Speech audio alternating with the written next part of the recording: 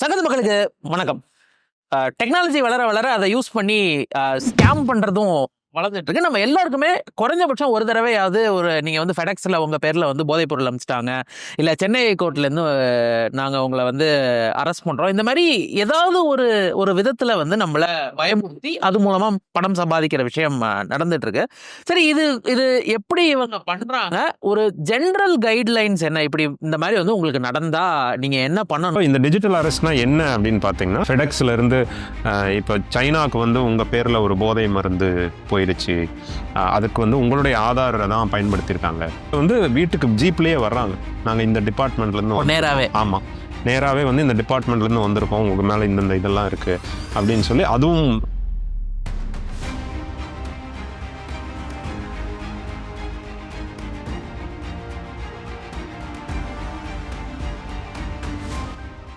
ஆனால் பெரும்பாலும் வந்து ஆன்லைன்லேயே, ஏன்னா அது அவங்களுக்கு சேஃபும் கூட, நிறைய பேரை ஏமாற்ற முடியும் அப்படிங்கிற உட்கார்ந்த இடத்துல பண்ணலாம் அப்படிங்கிறது.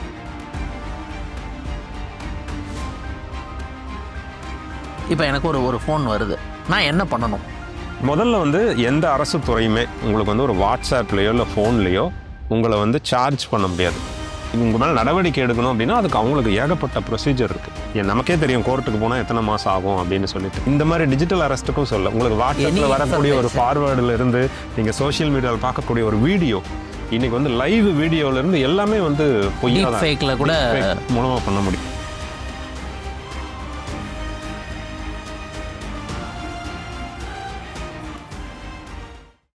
டெக்னாலஜி ரிலேட்டடா அதுல நிறைய இருக்கிறதுனால ஷான் இணைஞ்சிருக்கார். வணக்கம் ஷான். இது ஜென்ரலா என்னென்ன மாதிரியா எந்தெந்த வடிவங்கள்ல இவங்க வராங்க? இப்போ இதுக்கு ஒரு பேர் ஒன்று வச்சிருக்காங்க, டிஜிட்டல் அரெஸ்ட் அப்படின்னு சொல்லிட்டு. இது எந்த அளவுக்கு நடக்குது அப்படின்னா, பிரதமர் மோடி தன்னுடைய மன் கி பாத்தில் வந்து இந்த மாதிரி டிஜிட்டல் அரெஸ்ட்டு நிறைய நடக்குது, மக்கள் ஏமாந்துடாதீங்க அப்படின்னு சொல்ற அளவுக்கு ஒரு வைட் ஸ்ப்ரெட்டாக இது வந்து நடந்துட்டு இருக்கு. அப்போ இந்த டிஜிட்டல் அரெஸ்ட்னா என்ன அப்படின்னு பார்த்தீங்கன்னா, உங்களுக்கு வந்து ஒரு ஃபோன் கால் வரலாம், இல்லை ஒரு வாட்ஸ்அப் மெசேஜ் வரலாம். அதில் என்ன சொல்லுவாங்க அப்படின்னா, நீங்கள் வந்து ஏதோ ஒரு தப்பு பண்ணியிருக்கீங்க, உங்களுடைய ஆதார் வச்சு ஏதோ ஒரு தவறு நடந்திருக்கு, ஒரு ஒரு பொருளாதார குற்றம் நடந்திருக்கு, இல்லை வந்து ஒரு கள்ளக்கடத்தலில் வந்து போதை மருந்து கடத்தல் குற்றத்தில் உங்களுடைய பேர் வெளியில் வந்திருக்கு, அதுக்காக வந்து நாங்கள் உங்களோட எல்லாத்தையும் ஃப்ரீஸ் பண்ண போகிறோம், உங்களோட பேங்க் அக்கௌண்ட்டை ஃப்ரீஸ் பண்ணிடுவோம், அப்போ வந்து உங்களால் பணம் வெளியில் எடுக்க முடியாது, உங்களுடைய செலவுக்கு பணம் வேணும் அப்படின்னா அந்த பணத்தை வந்து இந்த அக்கௌண்ட்டுக்கு நீங்கள் இப்போவே மாற்றிக்கிங்க அப்படிம்பாங்க. நீங்கள் வந்து இதை பற்றி எந்த முன் அனுபவம் இல்லாதவங்களுக்கு அப்படி ஒரு மெசேஜ் வரும்போது பதற்றத்தில் நீங்கள் வந்து அவங்க சொல்கிறதெல்லாம் கேட்க ஆரம்பிச்சிடுவீங்க. இன்னும் சில இதில் வந்து வீட்டுக்கு ஜீப்லேயே வர்றாங்க, நாங்கள் இந்த டிபார்ட்மெண்ட்லேருந்து நேராகவே. ஆமாம், நேராகவே வந்து இந்த டிபார்ட்மெண்ட்லேருந்து வந்திருக்கோம், உங்களுக்கு மேலே இந்த இதெல்லாம் இருக்குது அப்படின்னு சொல்லி. அதுவும் நடந்திருக்கு. ஆனால் பெரும்பாலும் வந்து ஆன்லைன்லேயே, ஏன்னா அது அவங்களுக்கு சேஃபும் கூட, நிறைய பேரை ஏமாற்ற முடியும் அப்படிங்கிறது, உட்கார்ந்த இடத்துல பண்ணலாம் அப்படிங்கிறது. அப்போ இந்த மக்களுக்கு வந்து குறிப்பாக இந்த கொரியர் ரிலேட்டடாக நிறையா இப்போ நடக்குது. ஃபெடெக்ஸ்ல இருந்து இப்போ சைனாக்கு வந்து உங்கள் பேரில் ஒரு போதை மருந்து போயிடுச்சு, அதுக்கு வந்து உங்களுடைய ஆதாரை தான் பயன்படுத்தியிருக்காங்க, நீங்கள் வந்து உடனே வந்து எங்கள் ஸ்டேஷனுக்கு வரணும், இங்கே வரணும். இங்கே இருக்கிறவங்கள வந்து சென்னையில் இருக்கிறவங்கள பாம்பேக்கு வாங்கன்னு கூப்பிடுவாங்க. ஆனால் வர முடியாது அப்படின்னா நாங்கள் வந்து இது பண்ணுவோம் அது பண்ணுவோம் அப்படின்னு சொல்லி ஃபைனலாக பணம் கொடுக்க சொல்லி கேட்பாங்க. நிறைய பேர் இதுக்கு பயந்துக்கிட்டு பணம் கொடுத்து ஏமாந்துருக்காங்க அப்படிங்கிறது தான் இந்த டிஜிட்டல் அரெஸ்ட்ல இருக்கக்கூடிய ஒரு அபாயம். இது வந்து இன்னைக்கும் தொடர்ந்து நடந்துகிட்டே தான் இருக்கு. இந்த மாதிரி இப்போ எனக்கு ஒரு ஃபோன் வருது, நான் என்ன பண்ணணும்? முதல்ல வந்து எந்த அரசு துறையுமே உங்களுக்கு வந்து ஒரு வாட்ஸ்அப்லேயோ இல்லை ஃபோன்லேயோ உங்களை வந்து சார்ஜ் பண்ண முடியாது. உங்கள் மேலே குற்றம் சாட்டி உங்கள் மேலே நடவடிக்கை எடுக்கணும் அப்படின்னா அதுக்கு அவங்களுக்கு ஏகப்பட்ட ப்ரொசீஜர் இருக்குது. உடனே வந்து அதுலேயும் ஒரு தண்டனை கொடுக்கறது, அபராதம் விதிக்கிறதெல்லாம் வந்து ரொம்ப, நமக்கே தெரியும் கோர்ட்டுக்கு போனால் எத்தனை மாதம் ஆகும் அப்படின்னு சொல்லிட்டு. ஸோ மக்களுக்கு இருக்கக்கூடிய அடிப்படை அறிவு என்னென்னா, என் மேலே ஒரு குற்றம் சாட்டலாம் அவங்க, ஆனால் அந்த குற்றம் சாட்டுறதுக்கும் ஒரு ப்ரொசீஜர் இருக்குது, அதற்கு டைம் ஆகும், ஒரே நாளில் எதுவுமே நடக்காது. அப்போ உங்களுக்கு இந்த மாதிரி ஒரு விஷயம் வரும்போது உங்களுடைய வட்டாரத்தில் இதை பற்றி அறிஞ்சவங்க இருப்பாங்க, முதல்ல அவங்கள கான்டாக்ட் பண்ணுங்கள். இந்த மாதிரி, அதாவது அரசு துறையில் இருக்கக்கூடியவர்கள், நீங்கள் வந்து சும்மா போய் சொந்தக்காரங்களா சித்தப்பா பெரியப்பாலாம் கேட்டிங்கன்னா அவங்களும் வாட்ஸ்அப்பை பார்த்துட்டு இருக்கிறவங்களா இருப்பாங்க. அவங்க பயந்து போய் அவங்க கையில் இருக்கிற காசை இங்கே கொண்டு வந்து இதில் போடுறதுக்கு வாய்ப்புகள் இருக்குது. அப்போ விஷயம் தெரிந்த யாரையாவது வந்து அணுகணும். முதல்ல நம்பாதீங்க. டிஜிட்டலாக உங்களுக்கு வரக்கூடிய எதையுமே ஃபஸ்ட்டு வந்து அதை பொய்ன்னு சொல்லி அணுகுங்க. இது உண்மைன்னு நம்பாதீங்க. உண்மையா பொய்யான்னு சந்தேகத்துல கூட நம்பாதீங்க. பொய் தான். கன்ஃபார்மா பொய் அப்படின்னு தான் அதை அணுகணும். அது உண்மையா மாறுறதுக்கு அதுக்கு ஒரு டைம் கொடுக்கணும்.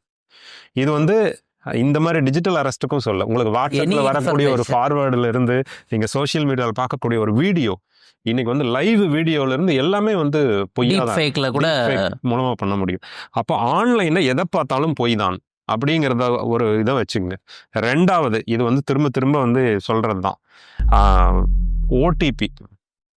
ஓடிபி மாதிரியான விஷயங்கள் யார் கேட்டாலும் நீங்கள் வந்து கொடுக்காதீங்க. யாருக்கும் பணத்தை வந்து ஆளை நேரில் பார்த்து ஒரு எந்த ஒரு இன்ட்ராக்ஷனுமே இல்லாமல் பணத்தை வந்து மாற்றக்கூடாது அப்படின்லாம் இருக்குது. இந்த விஷயத்துலையும் அதே தான். எந்த ஒரு அரசு துறையும் உங்கள்கிட்ட பணம் கேட்காது. இதுக்கு வந்து பணம் கட்டுங்க, அபராதம் கட்டுங்க. அதுக்கான ப்ரொசீஜர்லாம் முடிஞ்சு அபராதம்னு சொல்லி ஒன்று போடுவாங்க. அதுவும் உங்களுக்கு ஒரு ஸ்லிப்பில் உள்ள ஒரு டாக்குமெண்ட்டில் இந்த அபராதம் போட்டிருக்கோம் இந்த ரீசன்னால. அதுக்கப்புறம் தான் நீங்கள் வந்து இதை செலுத்தணும். அதை செலுத்தணும். அதுக்கு ஒரு பேமெண்ட் கேட்வே இருக்கும். இப்போ எஸ்பிஐன்னா நீங்கள் அதில் போய் அது கார்டில் செலுத்துறீங்களா, இந்த மாதிரி இவ்வளோ ஆப்ஷனுக்கு அப்புறம் தான் அது பாதி நேரம் வேலை செய்யாது. வேலை செஞ்சிச்சுனாலே நம்ம வந்து இன்னைக்கு தேதிக்கு டவுட் பண்ணணும், இல்லையே அது வேலை செய்யுது அப்படின்னு.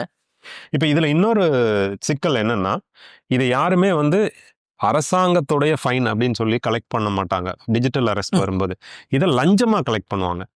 இப்போ எனக்கு வந்து இந்த கேஸெல்லாம் நம்ம ஒன்றும் இல்லாமல் பண்ணிடலாம், ஆனால் நீங்கள் பணம் கொடுக்கணும். இப்போ உனக்கு என்னன்னா, பரவாயில்ல நான் பார்த்துக்கிறேன், அரசாங்கத்தை வர சொல்லுங்க அப்படின்னு சொல்ற தைரியம் இருக்கும். இதுக்கு பயப்படுறவங்க என்ன பண்ணுவாங்க, பரவாயில்ல 5000 10,000 கேட்குறாங்க கொடுத்துடலான்ட்டு கொடுத்துட்ற ஆட்களும் இருக்காங்க. ஏதோ ஒன்று என் பேரை வச்சு எவனோ பண்ணிட்டான், அதனால கொடுத்துட்றேன் அப்படின்னு கொடுக்குற ஆட்களும் இருக்காங்க. அப்போ இந்த லஞ்சம் கொடுக்குற பழக்கம் இருக்கிறவங்களுக்கு வந்து ரொம்ப எளிதாக ஏமாற்ற முடியும் இதில்.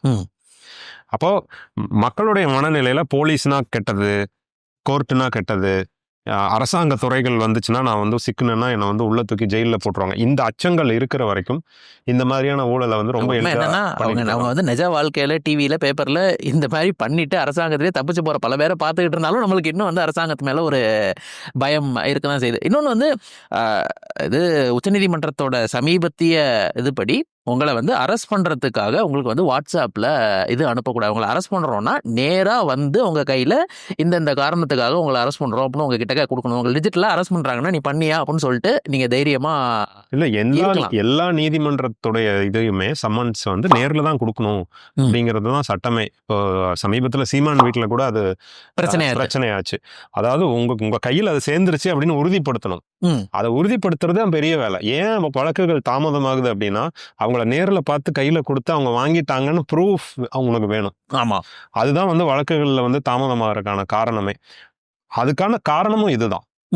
அது தாமதம் ஆனாலும் பரவாயில்ல, அது கரெக்டாக நடக்கணும் அப்படின்னு. ஸோ அரசாங்கத்தை பொறுத்த வரைக்கும் இந்த ப்ரொசீஜர்ஸ் எல்லாம் ரொம்ப கரெக்டாக தான் இருக்குது. ஆனால் நம்ம வந்து அதை புரிஞ்சுக்கணும். முதல்ல அதை பற்றி கொஞ்சம் படித்து தெரிஞ்சுக்கணும். இப்போ இன்னைக்கு இந்த டிஜிட்டல் அரெஸ்ட்னு ஒரு ஸ்கேம் இருக்குது. இப்போ நம்ம போட்ட இந்த வீடியோனால நிறைய விழிப்புணர்வு வருது. இல்லை இப்போ அரசாங்கமே நீ ஃபோன் பண்ணினா டிஜிட்டல் அரெஸ்ட்டை பற்றி தான் வந்து அந்த ஆட்டோமேட்டிக் வாய்ஸே வருது. அப்போ எல்லாருக்கும் தெரிஞ்சு போச்சு அப்படின்னா இந்த ஸ்கேம் பண்ணுறவங்க புதுசாக இன்னொரு ஸ்கேம் கொண்டு வருவாங்க. டிஜிட்டல் அரெஸ்ட்டை வச்சுக்கிட்டே அவங்க இருக்க போகிறதில்ல, டோட்டலாக புதுசாக இன்னொரு ஸ்கேம் கொண்டு வருவாங்க. அப்போது தொடர்ந்து இதை பற்றி படிச்சுக்கிட்டு இருக்கிறது, தொடர்ந்து இதை பற்றி உரையாடிட்டு இருக்கிறது தான் வந்து உங்களை பாதுகாப்பாக வைக்கும். ஜென்ரல் கைட்லைன்ஸ் என்ன அப்படின்னா, ஒன்று இது வரைக்கும் நேரில் பார்க்காத யாருக்கோ ஒருத்தருக்கு எக்காரணத்துக்கு முன்னும் பணம் அனுப்பாதீங்க. உங்களை வந்து ஒரு இமெயில் வருது அப்படின்னா நீங்கள் வாட்ஸ்அப்பில் எனக்கு இமெயில் அனுப்ப சொல்லுங்கள். இமெயிலில் வந்து நம்ம எப்படி அதை செக் பண்ணலாம்? இமெயிலில் ஒன்று வந்து இமெயில் அட்ரஸ் நம்ம வந்து செக் பண்ணாலே பெரும்பாலும் வந்து இந்த மாதிரி ஸ்கேம் இதெல்லாம் பார்த்தீங்கன்னா ஜிமெயிலிருந்து வரும், இல்லை எந்த ஒரு அடையாளமே இல்லாத ஒரு டொமைன்லேருந்து வரும். நீங்கள் வந்து அந்த சப்ஜெக்ட் லைனு அதில் இருக்கிறதெல்லாம் விட்டுருங்க, அந்த இமெயில் அட்ரஸை எடுத்து பாருங்கள். அந்த அட்ரஸ் வந்து கவர்மெண்ட் gov.in அப்படின்னா இந்திய அரசாங்கம் gov.inலேருந்து வரும். அப்போ அது அரசாங்க டிபார்ட்மெண்ட்டுன்னு ஓரளவுக்கு நீங்கள் வந்து தெரிஞ்சுக்கலாம். ஆனால் இமெயில் வந்தாலுமே அதையும் கூட கொஞ்சம் ஃப்ராடு பண்ணுறதுக்கான வாய்ப்புகள்லாம் இருக்குது. அப்படிங்கிறதால இமெயில் வந்தாலுமே பரவாயில்லப்பா, வா ஆஃபீஸ் போகலாம், என்னை அரெஸ்ட் பண்ணி கூட்டிகிட்டு போறியா, வா வந்து நீ கூட்டிகிட்டு போ, நான் அங்கே வந்து பேசிக்கிறேன் அப்படின்னு சொல்ல ஆரம்பித்தாலே இது பாதி பிரச்சனை சால்வ் ஆகிடும். அதாவது நான் எதுவும் தப்பு பண்ணல, என்னை வந்து நீ வந்து கைது பண்ணுறேன்னு சொல்கிற, பரவாயில்லவா கைது பண்ணிக்க. இது வந்து ஒரு நார்மலான ப்ரொசீஜர். அவங்க தான் உங்களை கைது பண்ணி கொண்டு போய் அவங்களுக்கு செலவு. ஆமாம், அவங்களுக்கு செலவு. இது நிஜமான ஒரு இதுலையுமே அவங்க வந்து நம்ம வந்து பண்ணணும். அந்த ப்ரொசீஜருக்குள்ளே நீங்கள் போயிடணும். ஆமா அதை அவாய்ட் பண்றேன், நான் லஞ்சம் கொடுத்துட்டு அப்படியே வெளியில வந்துக்கிறேன் அப்படின்னு நினைக்க ஆரம்பிச்சீங்கன்னா அதை வச்சுதான் அவங்க பணம் பண்றாங்க. ஆமா. ஸோ அந்த ஜென்ரலா ஃபர்ஸ்ட் பாயிண்ட் வந்து ஆன்லைன்ல வருது அப்படின்னா பொய்ன்னு அதை இது பண்ணிட்டு தான் முடிவு பண்ணிட்டு தான் அடுத்து போகணும். உங்களுக்கு வந்து எதையுமே நீங்க ஃபார்முலா அனுப்ப சொல்லுங்க. டிஜிட்டலா அரெஸ்ட் பண்றேன்னு சொன்னா சரி பண்ணிக்கோ அப்படின்னு சொல்லிட்டு நீங்க பாட்டுக்கு பேசாம இருங்க. உங்களை வந்து யாராலையும் டிஜிட்டலாலாம் அரெஸ்ட் பண்ண முடியாது. அதிகபட்சம் வந்து உங்க போட்டோ வந்து எடுத்து ஒரு ஃப்ரேம் பண்ணி மாட்டி வச்சுக்க முடியுமே தவிர உங்களை எதுவுமே பண்ண முடியாது. இதை பத்தி விஷயம் தெரிஞ்சவங்க யாராவது ஒருத்தர் உங்க சர்க்கிள்ல நிச்சயமா இருப்பாங்க. அவங்க கிட்ட கேளுங்க. இல்ல அரசாங்கத்துல வேலை பார்க்குறவங்க யாராவது தெரிஞ்சவங்க இருந்தா அவங்கள அணுகி கேளுங்க. பயந்துகிட்டோ ஐயோ நம்ம பேரு கெட்டு போயிரும், குடும்ப கௌரவம் கெட்டு போயிரும் அப்படின்னு சொல்லிட்டு பணத்தை கொடுத்தீங்க அப்படின்னா அந்த பணம் வந்து நீங்க இழக்க போறது தான். அது என்ன பண்ணாலும் வந்து திரும்ப வராது. கொஞ்சம் அந்த கியூரியாசிட்டியும் கொஞ்சம் தைரியமா பேசுற திறமையும் இருந்துச்சு அப்படின்னா நாளைக்கு அவங்க புதுசா வேற ஏதாவது ஒரு ஸ்கேம் பண்ணாலும் அதுல இருந்து நம்மளால தப்பிக்க முடியும். பார்க்கலாம் இன்னும் அவங்க இன்னோவேட்டிவா ஏதாவது யோசிச்சு பண்ணாங்க அப்படின்னா அதுவும் என்ன அப்படிங்கிறத பேசலாம். நன்றி. தேங்க்யூ சிவா.